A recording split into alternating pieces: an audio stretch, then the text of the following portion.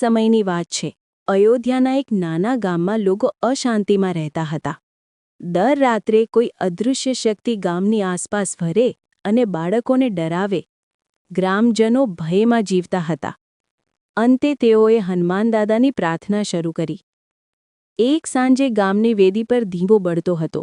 અચાનક પ્રચંડ પવન ફૂંકાયો અને દીવો બુઝાઈ ગયો, પણ તેને તરત જ તેજસ્વી પ્રકાશે ઘેરી લીધો. હનુમાન દાદા સ્વયં આવ્યા હતા. તેમણે ગદાને જમીન પર ટેકીને ગર્જના કરી, જય શ્રીરામ. તેમની ગર્જના સાથે જંગલમાંથી નીકળતી અદૃશ્ય શક્તિનું સ્વરૂપ દેખાયું, એક દુષ્ટ આત્મા.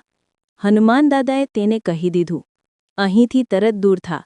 આ પ્રજા મારા રક્ષણ નીચે છે.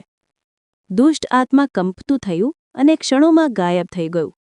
ગામમાં ફરી શાંતિ છવાઈ ગઈ. ગામના લોકોએ હનુમાન દાદાના પગે નમન કરી કહ્યું, દાદા, તમે છો એટલે અમને કોઈ ભય નથી. હનુમાન દાદા માત્ર સ્મિત કરીને આકાશ તરફ ઉડી ગયા.